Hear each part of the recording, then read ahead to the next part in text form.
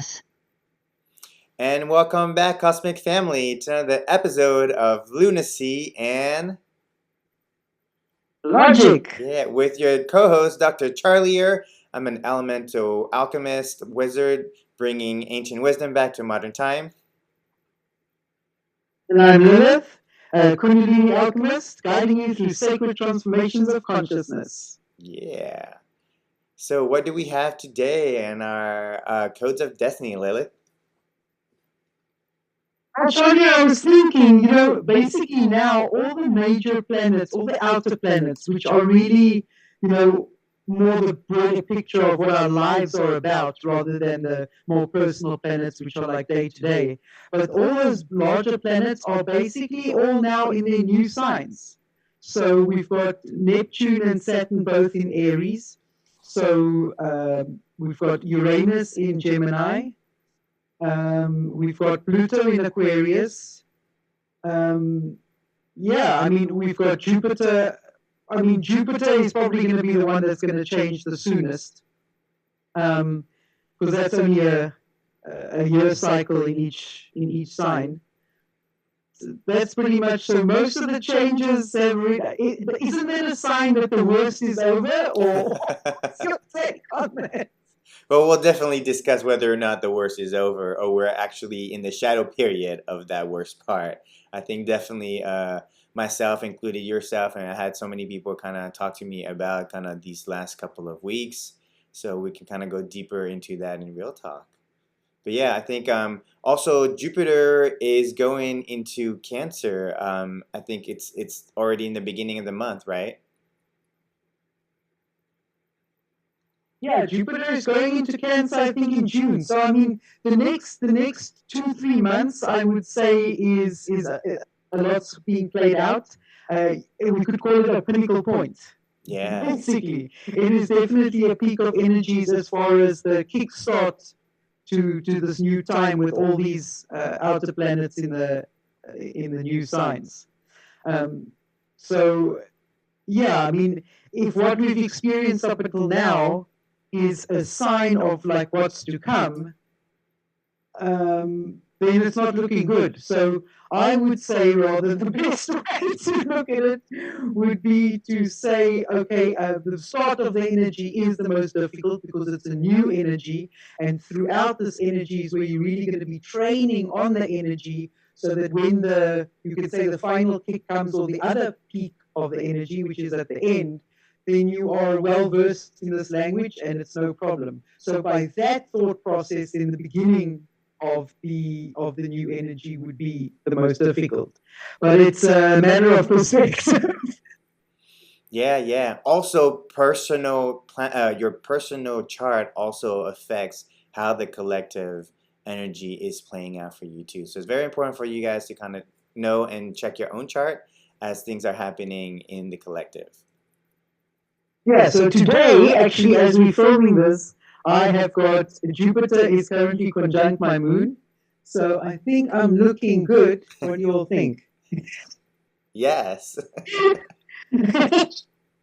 Jupiter, well, I've got Pluto conjunct my Venus right now. Oh, okay. Exactly. Yeah. And in fact, it went retrograde on that exact degree. Oh. This is what I've been living through, Charlie. This is wow. Yeah. So, but as far as those outer planets having moved into new, it's like those are the most pertinent codes of destiny, as far as changing timelines and that whole sphere of thinking. I think now that all those energies have changed, all those planets have changed energies, now it's a matter of realizing what is already unfolding and going along with that. Like if you look at this week, for instance, this week is not a week to push forward. This is a week to look at and recognize what's already unfolding and basically what's happening. Because what I've noticed? I've already noticed Neptune in Aries, bro, and it ain't pretty. Neptune in Aries, it ain't pretty.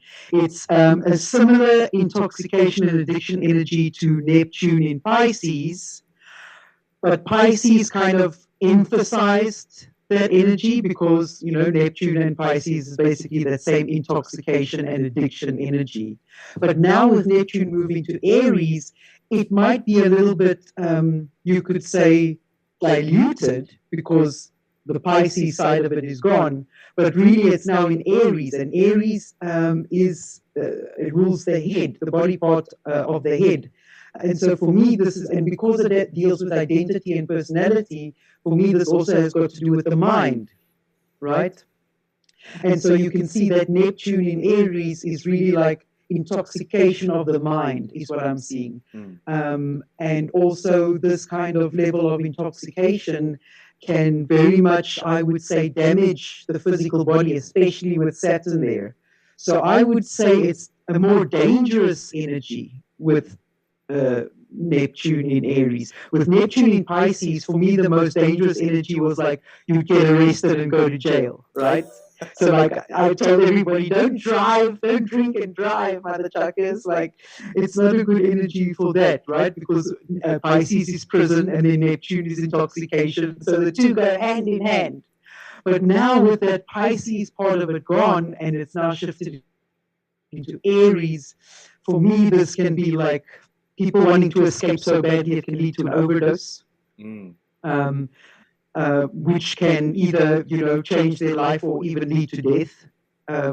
So this is been some of the stuff that I've seen. Nobody has died that I know of from an overdose, but there is energies definitely about that. And it's interesting to see. So that's the one side of the manifestation. The other side of the manifestation I've seen is very much, people are confused about who they are and what they're doing. Even a lot of the spiritual community, you know, it's just, we've been held, you can say, for the purpose of this conversation, we feel we've been held back. In other words, nothing we have done has worked and so forth. But really, it's been training ground. And so, but by now, nobody even gives a shit anymore. So doubt is really starting to creep in because of that confusion that Neptune is bringing to the mind. You see what I'm saying? And I think the best way to get over that is really just to fucking do it. I mean, you just got to do it. Well, Aries is perfect for the just do it energy, right? Because Aries is a fast moving energy. It's a fire element. So it's really about kind of living on that impulse of like doing things, where I feel like you said, Neptune in Pisces, things were kind of holding us back a little bit in the way that like we were experiencing things. And this is where I feel like a Neptune in Pisces was like this last couple of years where a lot of people were having these kind of grand awakenings, and I think their grand awakenings were more in like the spiritual ability, the spiritual concepts.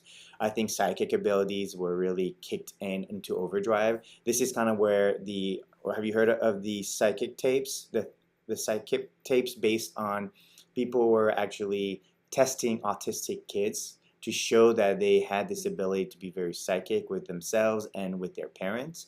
And so that to me was very like Neptune in Pisces, but I feel like this Neptune in Aries is kind of like focusing more on the psychic abilities of our personal self. So maybe I feel like, again, I'm noticing I'm having a stronger connection with spirit, but only if I'm like doing my physical movement, my physical work. So I've been actually trying to apply more of my like spiritual practice that is more physical based, because Aries is hot and it needs to move, and you're not moving, you're gonna get that frustration, that heat is gonna build up within you.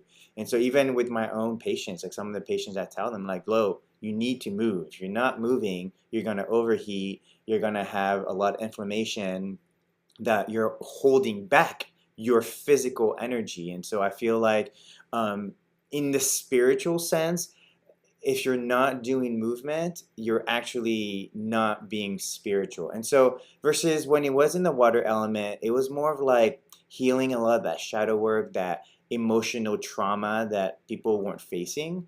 And that's what I noticed in like working with people. There's a lot of emotion that were coming out and helping them kind of walk through and feel through it. But this time, since Neptune's moving to Aries, and it's still a little early, I find I'm giving way more consultation to people who just need to move. Like either they need to go walk outside, a little bit at a time, and you're seeing this sciatica because people are sitting down all day long, and I'm telling them, hey, after like 30 minutes sitting down, take a 5-minute walk outside and then come back, because that's Well, I'm seeing that in. yeah. I'm actually also seeing that manifestation of energy, but I'm seeing it primarily in people that feel that they're stagnant in life and that they're not moving in life. Exactly. Yeah. Yeah. So I feel like it's like the pilot light, right? It's a really good way to kind of go, hey, like Aries is very much like fire that just starts. And so it's a really good starter. And so I've been able to give people, people are more willing and open to actually listen to lifestyle changes that I'm pushing more of movement meditation, right? So Meridian Movement is kind of what I've been developing with people. And from now I'm starting to bring it out into the public, really, to really show people that actually if you're not physically moving, even just stretching, opening up your meridians, that's why the idea of Meridian Movement is to be aware of your meridians in your body so that you're doing a little bit of a lymphatic movement. And in that movement, people are feeling a lot less stagnant. They're able to make clearer decisions, because I think before, like you said, like with Neptune and Pisces, the decisions were kind of muddy. People were like, should I do this? Should I do that? I don't know how I feel about it. Today now they're like, oh no. Confusion. Exactly. And confusion of the mind. Exactly. So now with like Aries being in the head, in the mind, like you said, I feel like there's a little bit of clarity, but with Neptune and that little confusion, I think that clarity comes when you are connecting to your higher self, your more divine self, right? And this is where like the practice to me of walking in nature, taking a walk outside, kind of, in Reiki, what we have to do is we have to clear grounding. That's very grounding for Neptune in Aries. Exactly. Yeah. But it's also like people's fields were filled with like the gunk of the emotional trauma that they experienced in the last couple of years. And a lot of time I tell them, hey, walk outside, let nature grab that gunk off of your auric field. And that naturally gives them the opportunity to speak to themselves and their higher selves, and eventually to God, to have that much more clarity of because really your head is an antenna for divine energy, and it's listening to kind of this deeper intuitive sense. But when you're clouded by too much gunk in there, then it feels like you're going through 100 thoughts rather than the higher aligned thoughts of you, your higher self, and your divine self. And I feel like that's kind of what I've been pushing people to have, is like, hey, if you want to have that deeper intuitive space, go take a walk. Go physically move, because that's clearing their field and that's giving them more clarity. And that, I think, is what I've been working with people, because and I'm running into people coming in saying, I have inflammation. And that's so funny that right on point with Neptune coming to Aries, a ton of people are admitting that they have inflammation, or they had inflammation, or they're dealing with inflammation, or the doctors are telling them they finally have inflammation. Which is so funny that as soon as that happened, that's the most common thing that people are talking to me about these days. Okay. Well, since we were talking about the confusion energy, because obviously if people are experiencing inflammation of Neptune, you can see that they're experiencing, one can say, more the yin energy, or the lower form of energy rather than the higher energy, which is what you also said, bringing like the spiritual to the body, because that would also mean, I think I spoke about that before when we said, for me, it could also be like a spiritual awakening, right? Neptune in Aries. But okay, so I wanted to speak about transmutation. And since we're talking about all of this, it's a very good time, because I think like transmutation is going to be needed significantly while Neptune and Saturn is in Aries for sure.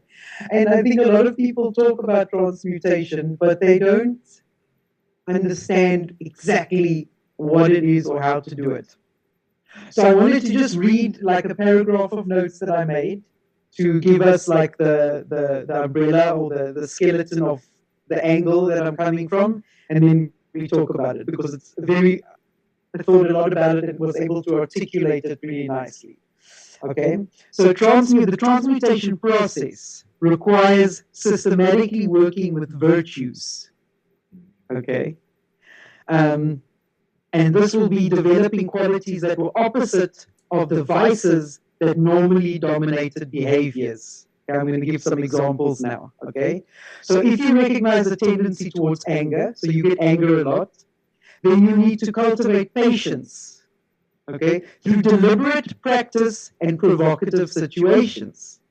You know, exactly the situations that make you angry, get yourself all up into them. Get yourself in there.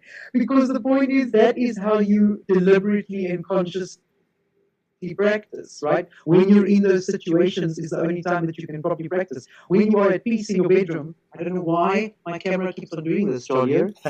Can you hear me while it's off? Yeah, I can hear you while it's off. Yeah. Okay.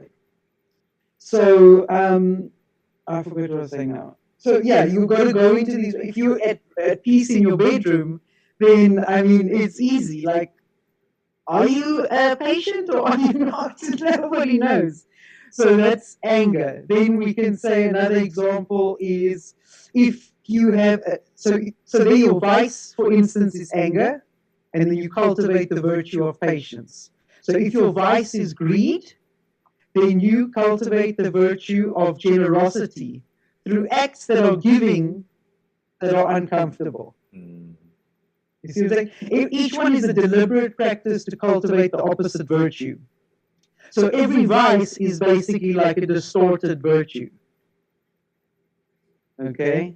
So, yeah, like pride is self-respect corrupted by comparisons. Okay? Yeah. So that's kind of like the thought process behind transmutation that I found extremely interesting, because that's exactly it. It's channeling that anger into deliberate patience. You know what I'm saying? And over time, that becomes second nature rather than the anger. But you were in control of that. You made it happen. Yeah, really.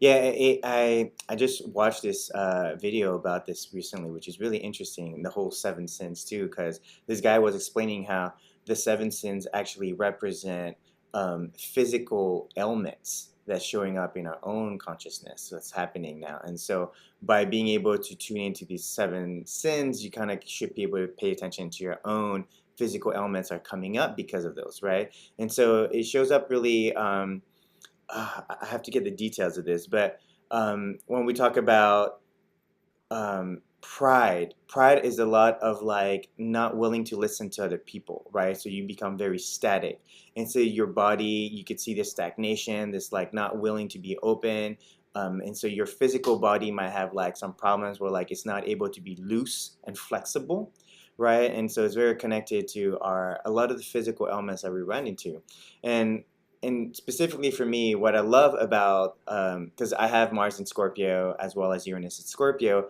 the idea of transmutation is really also the whole idea that every trauma is the exercise to train you into understanding your gifts. And so you have to have, interesting, yeah, right? similar principle. So if you're going back to, like you said, the patience with the anger, right? Then once you're like, hey, I want to conquer anger, well, you're not going to sit here and not have anything anger you and you go, oh, look, I conquered anger. No, you're actually going to have to get triggered in the places that you get angry at. And that's an opportunity to go, hey, do I have to be angry right now and letting those impulses control me? Or do I have an opportunity to learn how to not let the anger control me so that I can have patience? And then in that, you're getting the gift of being able to control that anger so that you're not really reacting to a trigger.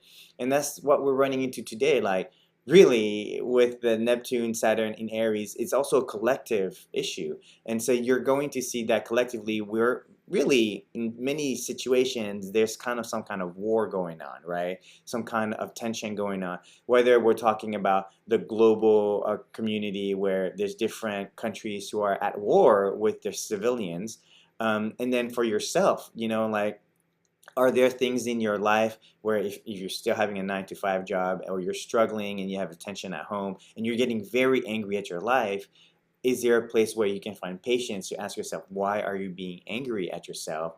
And where can you actually have patience for yourself?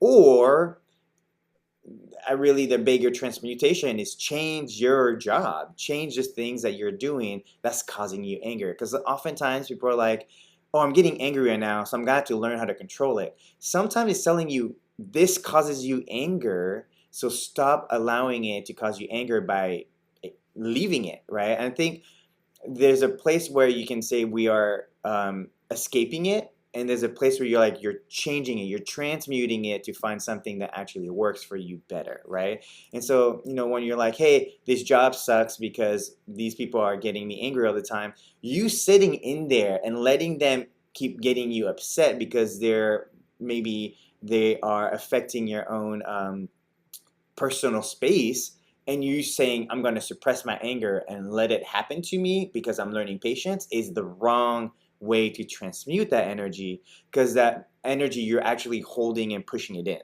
What you have to do is kind of go, hey, can I say something to them to say, hey, I do not appreciate it, I'm creating boundaries. And so they will learn, okay, this doesn't work. That will create the transmutation between your relationship with these people. Or you say, hey, I do not need this job. This job is causing me too much problems. I'm going to find a job that is more aligned with me, with people who care about my work, and then that suddenly you find a better job, and that's you transmuting, because you still need the job, right? In some sense, we still got to pay bills. So you are changing the type of job you're doing, but you're not escaping from the job, because escaping is more like you going on the weekend to get drunk, to not think about the people at work, and then you come back on Monday dealing with the people at work, and you're still suppressing your anger because they are kind of triggering you. And so anger and these emotions are actually just triggers for us to recognize there's something within us that we're not aligned with. And that's why Aries is all But about John, personal this is development. why with the spiritual community, authenticity is so difficult and so important, right? Because if you're authentic, then you're not suppressing it. It's water off a duck's back. Yeah. Do you know what I'm saying? Exactly. That's why we're always trying to get authentic, because we do not want to be suppressing any of these energies, because they cause disease later on in life. Exactly. Yeah. And specifically going back into the spiritual circles, because I've been in and out in different circles, and then I've actually found another avenue where also for me, I'm transmuting to finding more of the mundane circles, the everyday people, mainstream circles, because I found that in a lot of these spiritual circles, people are performing spiritual concepts, but they're not being authentic to the ego perspective, right? What I mean by that is, I know this is going to be very controversial for you all, but you guys need to hear it. If you guys get triggered, welcome to the triggering. Meat eating. Okay, I think I went through it as well. I was in the spiritual circles, and for some reason, we believe that when we're not eating meat, we're not going into the eating another animal, we are being very spiritually superior, right? Whatever the sense is, whatever people believe. And so what's happened, and for me too, is like for 14 years, and that's because I have many lifetimes actually being a monk, and so I find it's easy not to choose to eat meat. However, I'm a blood type O. My body started to so I've been doing it for about 15 years, but in the last 5 years, Blood type O loves meat. exactly, my body started to degrade. I was starting to notice I was having a lot of issues. My body could not stay warm. I was starting to not put on any muscle mass. I was getting into that, like what we call that marathon runner look, that super skinny look where like you look like you're malnourished. And so in a lot of these spiritual circles, we see a lot of these malnourished people because they're choosing not to eat meat, but obviously they not necessarily are eating nourishing food for their body. There's literally a set of food that is considered detoxing, clearing, and there's a set of food that's called building food, right? And building foods are what we call nourishing food, that are like fats, proteins, oil, and carbs, right? And these three are the building block of our physical body. So oftentimes, depending on the protein form you take, a lot of people who choose, non-meat proteins, what happened is just their body, it starts to eat itself. And so they're starting to degrade. Now, I'm not saying that non-meat eating is not possible. I think there are different blood types that have the possibility to not choose to eat meat. However, what was really happening is that we're not having a deeper relationship with spirituality, because by staving off meat, well, all animals on the planet are also part of the spiritual journey. And so they are one and the same with us. They are part of our spiritual connections. And so really the problem really is that meat was not being blessed and was not being honored and appreciated for eating it, right? I had a beautiful wedding that I went to, and we basically had a turkey for the wedding. And basically before the turkey was, brought into the kitchen, we all danced with the turkey and we all sang with the turkey. And the turkey thought we were crazy, but it was having a good While it time. was alive? It was still alive. Yeah, we were dancing with the turkey. Neptune in Aries, that turkey, bro. Yes. You Yes, exactly. got duped 6 in the mind. He thought he was part of the party, bro. He did not know to what extent. But again, it shows that we're having more reverence to the meat that we're eating. And so really actually realize that when I started eating meat, I chose halal meat. I chose meat that was blessed. I chose meat that was actually honored. Because when you turn around and you go, well, I'm not going to eat meat, I'm only going to eat vegetables. Guess what? Our vegetables are chemically induced, chemically fertilized, and pesticided, right? Herbicided. So most of our vegetables now, unfortunately. Did you hear about that? Wait. Did you hear about the tick bite that gets you off of meat? Yes. And then Bill Gates sits there in his little chair, being like, "Oh, I've got some farms with that's not real meat." Yes. Yo. I'm telling you, bro, that's hectic. So we've seen people, and there's been a lot of videos of people recording helicopters, black helicopters, dropping boxes of ticks on people's farms. So, and then what's happening is the ticks are just devouring the animal, right? Like you see carcasses of cows and deers filled with ticks eating the animal. So yes, there is a dark agenda with the meat conversation, and then with fake meat in I'm not going to say the name, but there's definitely people in the community who are creating fake meat so that we become allergic to real meat.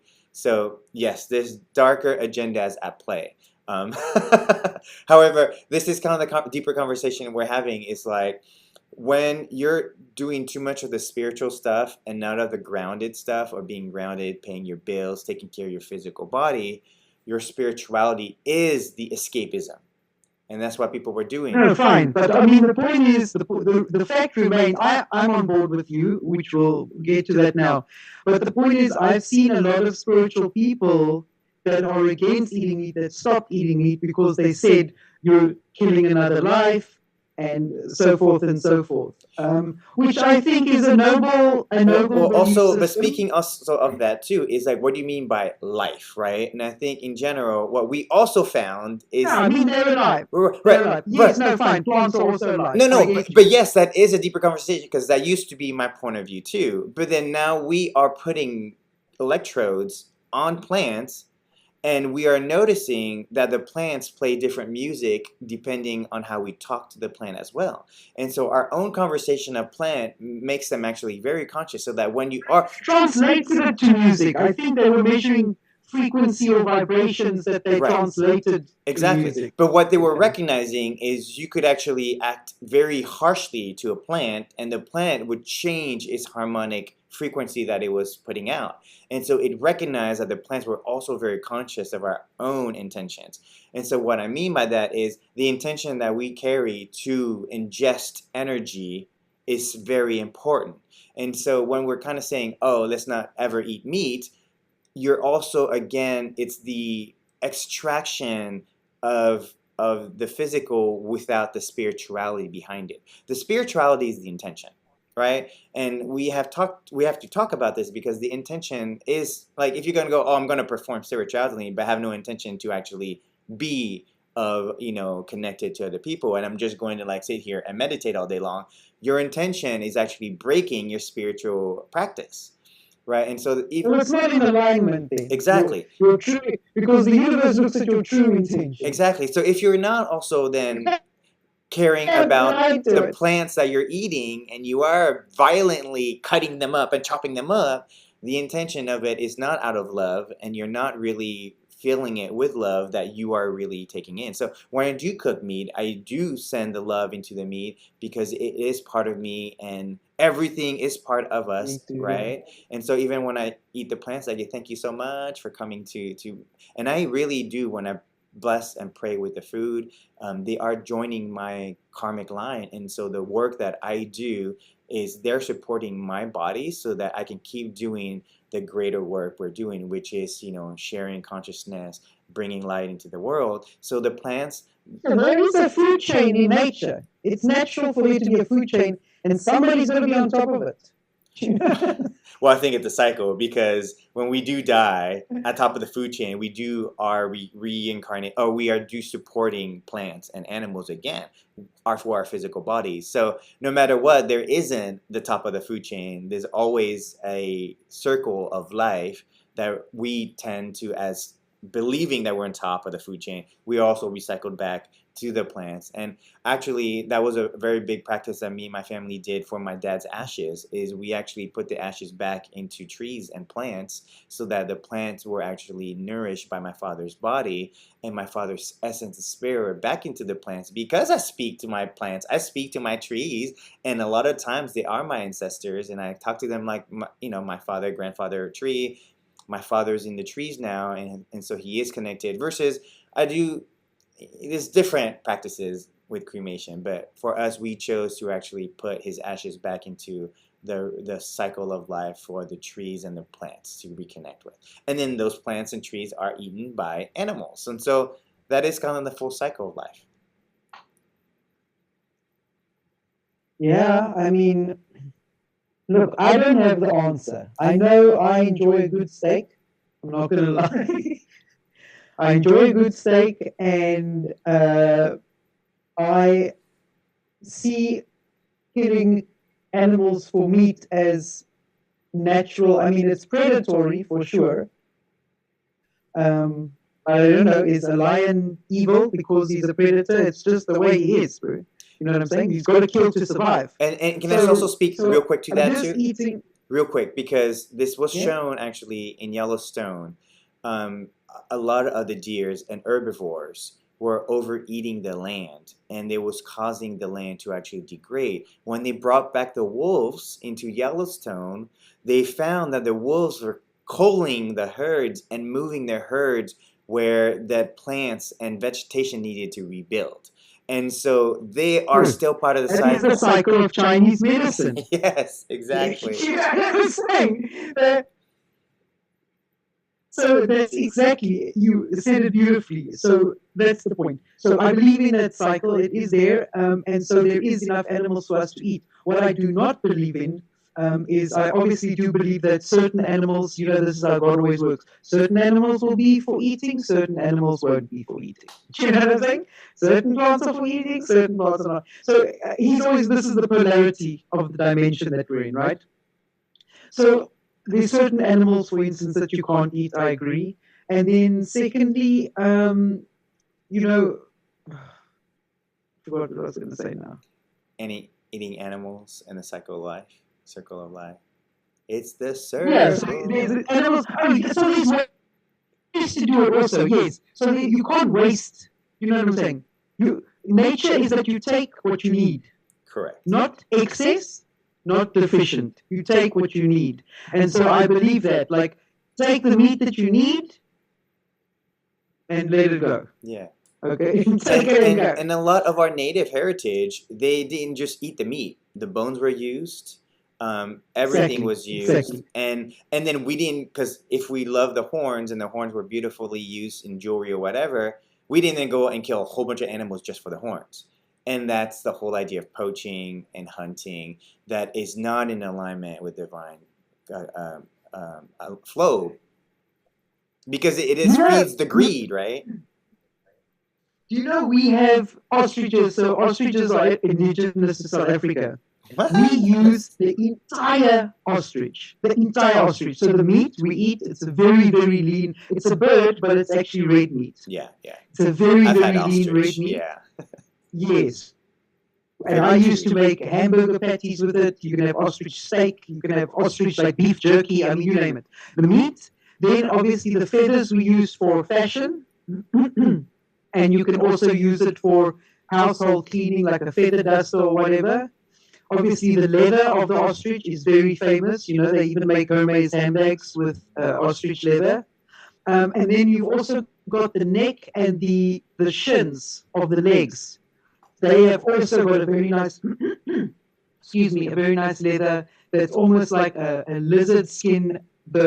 I think the shin is like a lizard skin, and then the neck almost looks like a snake skin or whatever. Do you know what I'm saying? So you can really use every single part. Oh, and then even the eggs. We use the eggs as like, we can make lamps or paint them and make them like a nice decor item. Like, I mean, nothing goes to waste of an ostrich. So ideally, you know, that's where we should be going. Like you use the animal and you use it properly. No wastage. Yeah, yeah. And also, you know, our modern day industrialization of meat and vegetables, right? Farming, agriculture, it's again, it's like a few people are managing all of the food for a whole bunch of people. And so what happens is we disconnect ourselves from being able to connect with the animal, with the plants. We disconnect from the food. We disconnect from the work it takes to do it. And then you have robots coming in to do it. And so we're not actually touching it and connecting it with our genetics or with our energy. And because of that, you get the whole like, so like, you know, I know bags and leather bags, right? But like, how often do they just like kill a whole bunch of enemies just for the leather to sell very expensive leather clothing, leather anything, right? Yet like the meat was not then turned around and sent back to feed people. And so because of that, whether it's capitalism, whether it's communism, whatever isms it is, the problem is every system that we're working under now is disconnecting us from the sources of, you know, animals and plants that we're connected to, and then is causing a whole bunch of excess products that today, like people, you know, and we see this, you know, where you go to Asia. And the lack of products that we do need, like squirrel feces. Yes, exactly. And let's talk about feces and urine, because that stuff is super important in growing in agriculture. That's not true. Oh, but yes, we do take squirrel feces in our medicine as well. I do forget that one. Yeah. That's if the squirrels are eating good herbs and not pesticide, herbicided plants. No, but exactly. Or unless they're also squirrels from my backyard in Houston, because I hope I traumatized them. I hope I did. So that's also. I used to like squirrels before I moved to Houston. Man, Houston's animals are wild, y'all. People talk about Africa and Australia, but man, Texas, they grow big here. But also, but I mean, food is a very important part of the transmutation process, right? Exactly. Because that nurturing part of your body allows you, and it builds your body such that you can be stable, and it helps assist the process from that respect. You know, a well-functioning body is a well-functioning mind and a well-functioning emotional system that all work together and create a stable environment, which allows that transmutation process to be easier. So food is a very important part of it. Exactly. So when we go back now to transmutation, the idea is we can transmute any negative energy that was put into our food, because we are also connected to the creator. We are the creator. And so our intention, our blessings on anything is able to kind of transmute that energy. And so in transmutation, we're not wasting anything. We are taking what is coming at us, we're transmuting it to a much more aligned energy, and then we're taking that in, or we're passing it on to someone who is going to be able to use that energy, right? And it's just because I have people and family members who also will never buy anything used. They only buy anything new, right? And that is fine, because they appreciate and know that like they want that new energy, because that's never been touched by anything, and so they can put their energy into it. However, there's Scorpio, there's a whole zodiac sign dedicated to the idea of transmutation, something that was used and now is converting to something that could be used again, having a recycling. Recycling. Yeah. And I do agree. when you are recycling stuff, if someone is getting, like for my father too, like I try to like bless all his clothing so that if we're also passing it on now to the next people who are looking to use his clothes, they're not really just picking up my dad's energy, right? And so we also all have to do our work. That's why we have to cleanse people when they're coming to a sacred space, because we're transmuting the energy. We're not just throwing the energy away, because that negative energy goes somewhere and it just sits there, right? It's like poo, right? You know, if you were like, we're not transmuting that poo into compost. That poo just sits there, causes diseases, causes bacteria. It starts to fester, it starts to smell, and now we have a whole section of. Did you take the conversation to feces anyway? Yes, all the time, because that is a very powerful transmutation of our earth. Okay, the metaphor I use all the time is if you are walking out into nature. It's much on here. I don't want to talk about shit, man. Feces, not shit. But that is also the grand transmutation. Bullshit. It's very potent. Bullshit is very potent. So by using it, as a bad term, I'm transmuting and saying that's gold for agriculture. So give me your bullshit so I can turn it into gold and make food out of it. And you guys know it is also cow shit. Cow shit does make our magic mushrooms, psilocybin. So let's also recognize that it is from that beautiful cow shit that we're getting. Hail to cow shit. Yes. Hail to cow shit. Hail to cow shits. But hey, the cows are really, really sacred in India. Yes, they are. Like exactly. really sacred. Exactly. However, we want to bring back the bisons here, the buffaloes and the bisons here in North America, which I am definitely part of in a grand scheme. I don't know how it's going to turn out, but I'm very much here for the transmutation of bringing back the bisons, because I do believe. What about the yak? Jeffree Star has got a yak ranch in Yakety Yak? Yeah. I don't know, wherever Bill Gates is operating as well. Yes, they say that meat is good. I haven't actually had it myself. Yeah, I do think yaks were probably the Asians, right? The East Asians. We had a lot of yaks over on that side of the world. I don't. Yak's probably India too, right? I had never heard of a yak actually before Jeffree Star ranch. To be fair, he does serve a purpose for society. He does teach us some stuff. Yeah, I do think we got to bring back again, like wilding them out too, letting them. It's funny that we have lawnmowers and we put like fences around our lawn so that we have to mow the lawn and then bring all that cut grass to the animals that we want to feed. But why not just open the fence and let the herbivores, like the cows and the animals, just start feeding on? So I've been actually weeding a lot of my plants, and I was like, oh man, I need help. There's so much to weed. Really strangely, there's now a random rabbit about this big just sitting there munching on all the weeds on the ground of all the plants that I have to weed. And I'm sitting there going, okay, God, thank you. You are definitely going to develop a rabbit problem. But then I also will have meat. You kill them and eat some. Well, exactly. The circle of life, because they're being fed by all the plants that I have now that's overgrown, and I'm cutting it because I just can't. There's just too much, right? And I'm trying to grow my sugarcane, and so I've been cutting all these weeds. But now, like literally, this rabbit is eating it, and it's. I don't know where it came from. I don't know if it's even a wild rabbit. It's not a wild rabbit looking. It looks like someone had a cage rabbit that like ran away because it's pretty hefty big. But it's just sitting there and I'm just watching it. And then I walk next to it and it's totally chill. It's not freaking out at me. So I was like, okay, welcome to the family. So yeah, I brought in my dad's yard is pretty gnarly. So we've had all kinds of animals come through. Before long, you're going to be welcoming another 100 rabbits to the family. Well, if that is the meat that I'll be eating, if that's the meat I'll be eating, then then I will definitely pray to them and meditate with them and you honor can them. start a little residential rabbit farm. Yeah. If they can keep all the mice and rats I've eaten rabbit before. I ate it many, many, many years back in Portugal. I had like a rabbit chop. They only told me what it was afterwards. I never had it again. It was nice while I didn't know what it was. I don't know if I could consciously eat a rabbit. It's a little bit intense. Just don't name the rabbit.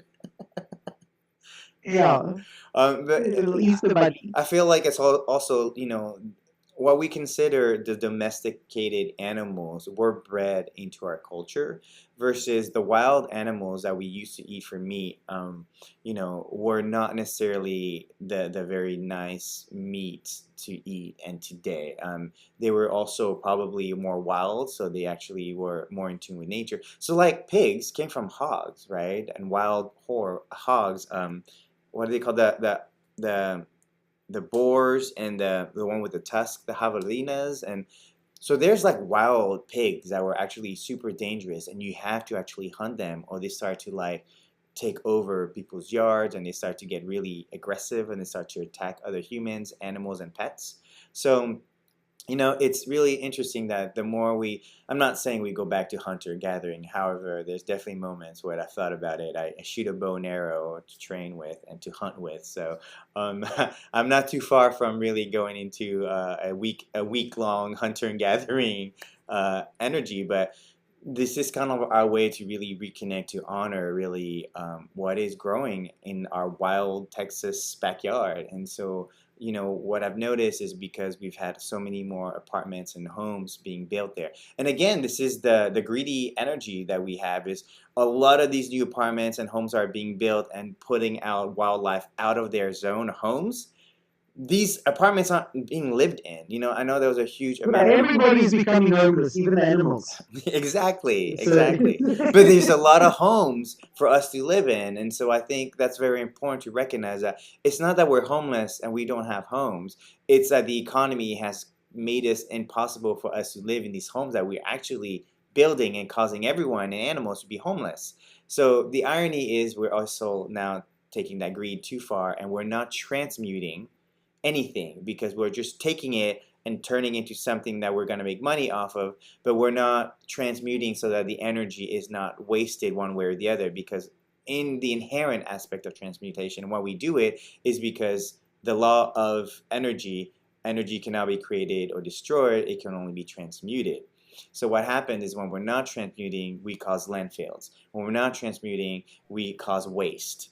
When we're not transmuting, we basically spend money to build stuff that isn't turned into something that is useful, and so we lose money. Like all these are concepts of abundance and scarcity, because we're wasting and being greedy rather than appreciating what is already there for us to appreciate, or transmuting to something that is more usable, upcycling it.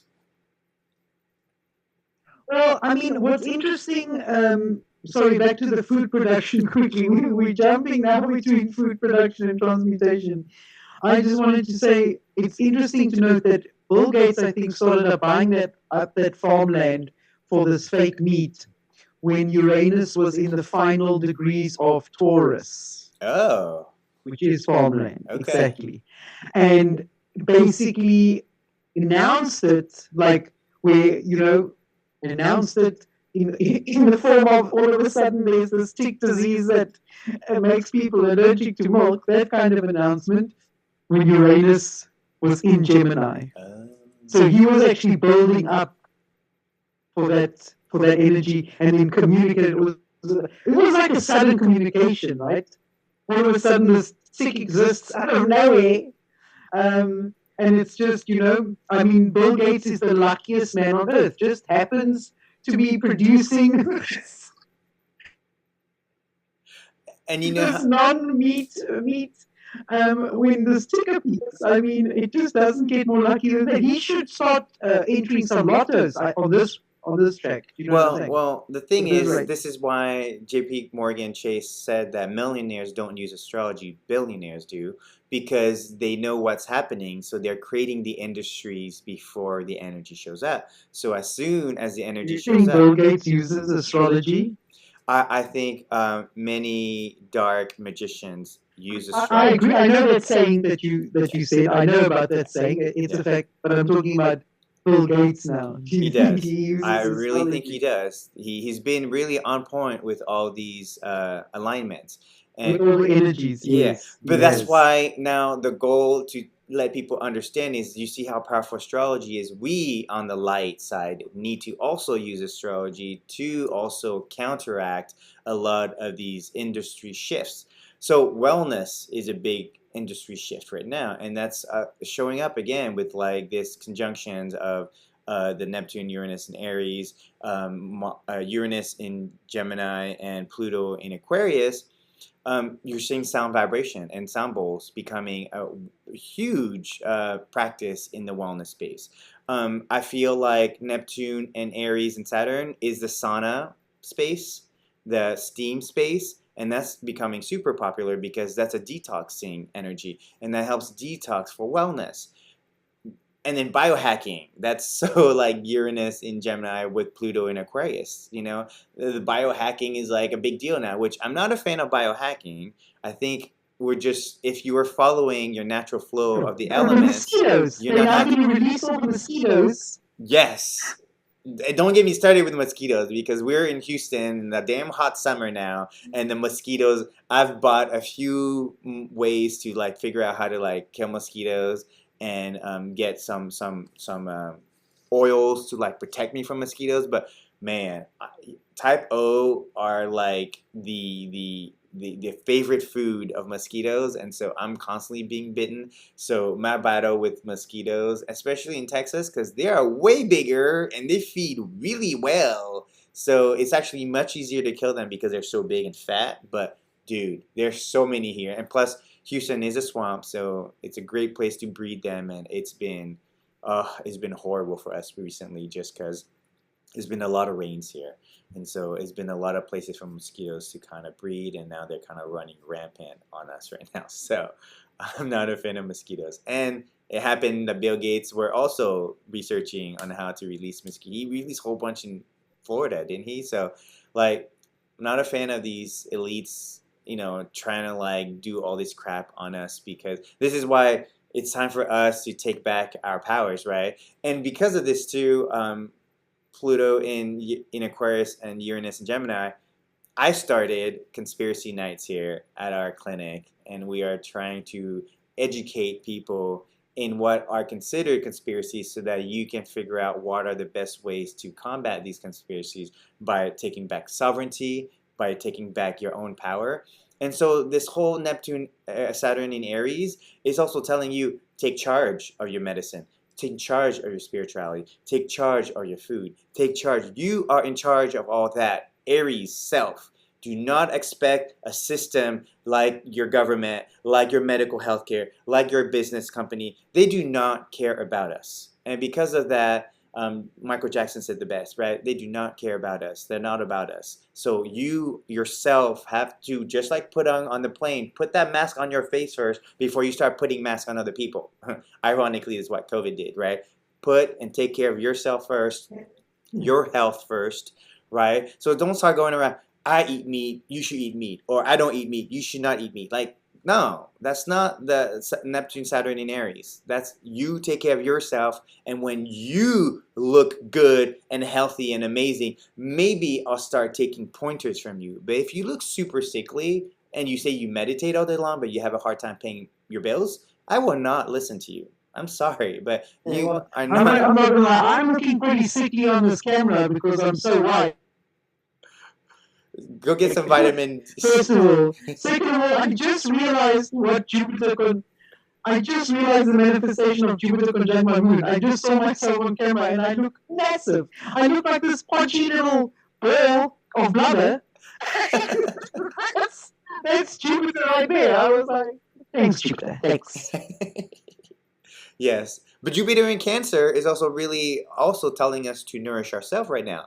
And so that's why it's a big push right now for wellness. Drink better water. Oh, you can nourish yourself too much. Yes, exactly. Yes, and Jupiter in Cancer, you might overindulge a little too much. But it's okay, because by letting you know that this is happening, you are you are really preparing yourself to be more conscious of what you can do to adjust. And so right now, Jupiter in Cancer is maybe in moderation, take care of yourself. don't take care of yourself to the point where you're not going to work or you're not choosing to do anything, active, because we still have a lot of Neptune, Saturn, and Aries. So when it's not here to just sit there and lounge around. But Jupiter does tell us take care of yourself. And that's why the wellness space is doing really well right now. I have so many clients now who want to, and so many people ask me, Charlie, do you take insurance? I go, no, because I rather you spend a little bit of money every month on a membership that you are not using to prevent yourself from getting sick. Because a lot of times when you get insurance, you don't want to go to the doctor because insurance is for emergencies. But insurance is not telling you go get a massage. But imagine now if you pay insurance or a medical benefit, and every month you get to go get a massage, you get to go do breath work, you get to go eat some really good food. That's going towards your health. And so we're choosing to create membership packages to offset people who are doing insurance, because they're like, oh, do you take insurance? No, because we don't believe in that system. We believe in you choosing to come in and take care of yourself so that you don't get sick. A lot of people ask me, do you have insurance? Yeah, I do. It's called eating organic food, eating organic meats, choosing to detox myself. You don't have medical, Charlie? Huh? You don't have medical? I do not. I have not had medical for the last 10 years. I don't have medical either right now, but it's making me nervous. Well, this is now why you should then invest in preventative medicine. I avoid the doctor. It's one apple keeps the doctor away. How many fruits and vegetables and meats do I need to eat to keep all the doctors away from me, right? And that's coming from we are actually wellness doctors, right? And so I choose to call myself a wellness doctor, not an emergency care doctor. If you have an emergency and you broke something, fine, go there. But I'm going to be the doctor you want to hang out with every day, find out that like all these foods and all these ways to take care of yourself is giving you the best life. It's really a holistic doctor. Whole. Wellness, I think, is too narrow, especially with our integrated medicine degree, right? We do study the physical body and the Western medicine side from that perspective in terms of physiology and pathology and all of that. And then we've got the Chinese medicine side. Exactly, and then the herbs, and we had to do chemistry and so forth to know how these things interact and so forth. So it's really holistic in the fullest sense. Exactly. And then we've got these these side extras, like you do sound bath and sound healing and Reiki. You've got Reiki and you've got all these extra modalities that just like expands that holistic practice even more to patients that seek that kind of thing. So I think it's the doctor of the future, Charlie. I agree, because we are reading astrology, so we know what's coming. AI, let's say they build a robot, right? An AI robot that can put in needles more accurately than us, right? Because they'll be able to locate that spot and shoot it in with accuracy, just like Elon Musk caught the rocket, right? That's the level of precision you're doing with. But they can never be masters of chi, ever. Right. Do you know what I'm saying? Right. They can never be masters of chi. For that, ladies and gentlemen, you need to have the spark of God. Exactly. So, and it's also, So I think it's the doctor of the future, and I don't think it's something that AI will be able to replace. I think AI is very good at diagnosing. I think AI is great for diagnosing. No, my experience is that the diagnosis is pretty good. Treatment, it's not so good. It doesn't know the let's be clear, nuances. though, in diagnosis of the physical, when it comes to the mental and the spiritual, they're not, right? Because they're already not being programmed for that. Yeah. And No, I mean, my AI, for instance, has been trained for that kind of thing, right? I understand. So even if I ask But it's also, it's giving correct diagnosis. but it goes back to treatment. but this is what we go back to even in spiritual circles. Are they performing the acts that we program them with? Or are they being authentic in who they are and being able to connect with another person? And that is what we're talking about. The doctor of the future is still applying these medicines to themselves and then working with the other person and having a deeper mental, spiritual connection with a human being, versus a robot that is programmed and performs these rituals that really aren't them, right? They are programmed as beings to. This is why, like, again, like, I don't have that chi. They don't exactly. have a meridian system. Exactly. They do have This is the bottom line. wires.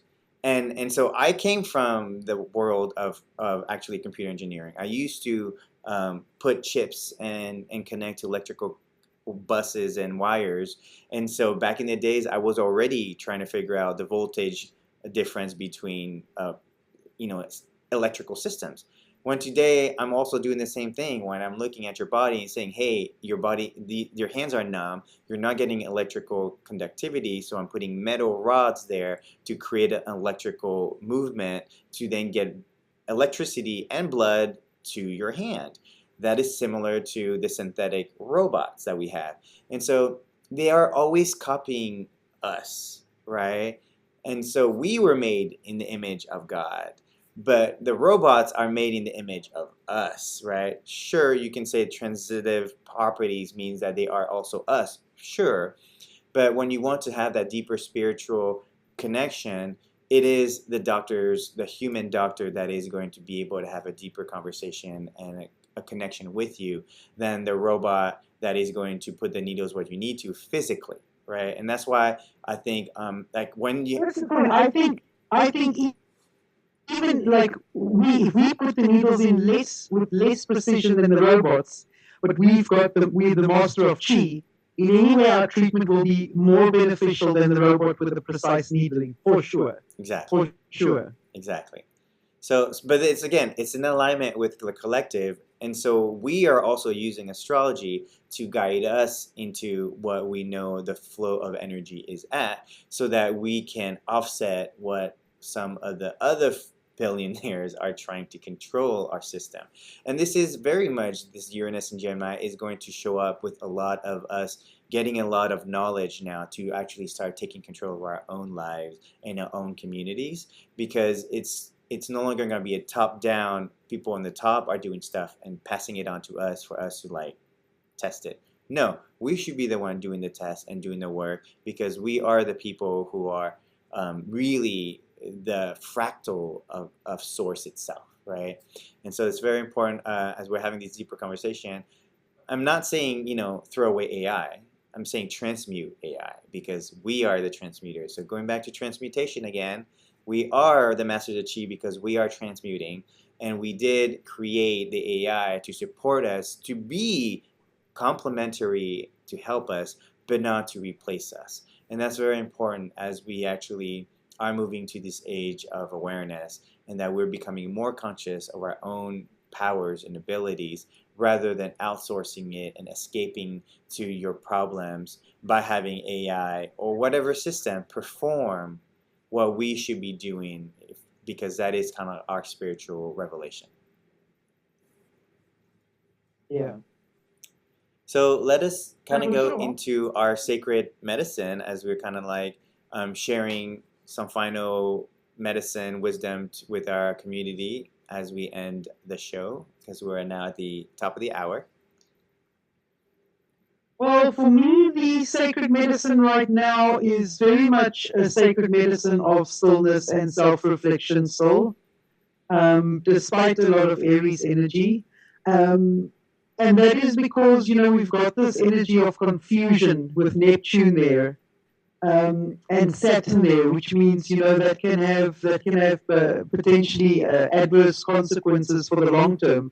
So I wouldn't rush into any decisions right now.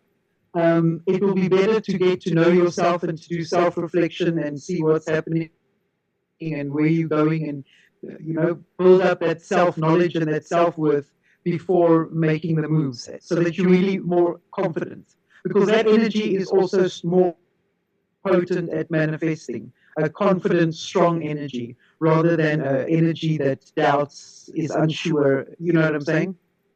So that for me, and as I said, a lot of the times we get that information in stillness. Yes. So I've still been getting called for a lot of stillness, and I see other people are also still being called for stillness. I mean, that Neptune in Aries energy is really, you can say Neptune is the energy of isolation. So bringing that isolation to the physical body, or to the mind, or to both. So it's a little bit of an isolated energy. I wouldn't isolate it too much, you know. But I think some isolation with this energy will do you some good. Just to do some self reflection and talking to yourself or to God or whatever you call it. Yeah, yeah. And to add to that too, I agree as well. I've been sharing this with other people in terms of understanding the spectrum of what meditation is. Because when we're talking about having stillness and processing what's happening to you, you have to understand what meditation means. The goal of meditation is eventually, it's not the goal, but the natural tendencies as you develop your meditation practice to level 100 is you will naturally have no thoughts and you'll be able to be in the present moment. However, most of us are starting to level 1 up to level 10 of 20. And that requires you to actually sit in stillness with your thoughts, and you're not throwing those thoughts away. You are looking at every thought that's coming to you. And as you're looking at them, open it up and go, where does this thought come from? Did someone tell me to do this? Did my parents tell me to grow up with this?